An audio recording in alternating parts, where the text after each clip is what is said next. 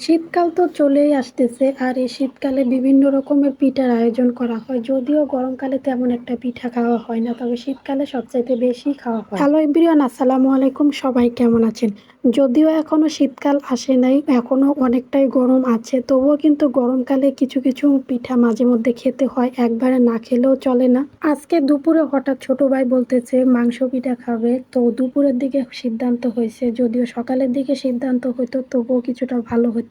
তো যেই বলা সেই কাজ, সন্ধ্যার দিকে আমরা পিঠা বানানোর জন্য বসে পড়ছি। দুঃখের একটা বিষয়, মাগরিবের আগে থেকে কারেন্ট চলে গেছে। যেই আমরা প্রিপারেশন নিলাম পিঠা বানাবো, সেই সন্ধ্যা থেকে কারেন্ট চলে গেছে। কি আর করার, ফোনের ফ্ল্যাশ দিয়ে আমরা পিঠা বানাইতেছি, তাই ভিডিওটা তেমন একটা ক্লিয়ার আসতেছে না, একটু কালো কালো আসতেছে। তো প্রথমে রুটি কাওয়া করে এরকম করে একটা রুটি বড় করে বানিয়ে নিলাম, এরপর গ্লাস দিয়ে সুন্দর করে গোল গোল করে কেটে নিলাম যেন পিঠাটা দেখতে সুন্দর হয়। বড় সাইজের রুটি বানিয়ে এভাবে গ্লাস দিয়ে কেটে নিলে সবগুলো পিঠার সাইজ একরকমই হয়, কোনোটাও বড় হয় না, কোনোটা ছোট হয় না, সবগুলো সাইজ সেম টু সেম থাকে। বড় সাইজের একটা রুটি থেকে 4টা পিঠা বানানো যাবে। আর এই তো আগে মাংসটা রান্না করে রাখা হয়েছে, আর কিছুটা ঠান্ডা হওয়ার পরে পিঠাটা বানাইতে হয়। প্রথমে এরকম করে একটা রুটি নিতে হবে, আর এই রুটিটার মাঝে পুট হিসেবে আমরা মাংসটাই ব্যবহার করব। তো চামচ দিয়ে একটু মাংস নিয়ে নিতে হবে, আর আমি মাংসের সাথে কিন্তু কিছুটা ছোট ছোট করে আলু কেটে দিয়েছি। এখন মাথাটা ভালো করে হাত দিয়ে ভাঁজটা করে দিতে হবে যেন পুটটা ভিতর থেকে না বের হয় কোনোভাবে। তেলের মাঝে দিলে তো অনেক সময় বের হয়ে যায়, তাই একটু ভালো করে শেপ করে দিতে হবে যেন কোনোভাবে এটা ভিতর থেকে না বের হতে পারে। ফাইনালি কিন্তু আমার পিঠাটা হয়ে গেছে, দেখতেই পাচ্ছেন কি সুন্দর একটা পিঠা হয়েছে। এখন আমার ভাবিও ট্রাই করতেছে, দুইজনে মিলে পিঠা বানাইতেছে। আমার কাছে এই পিঠাটা বানানো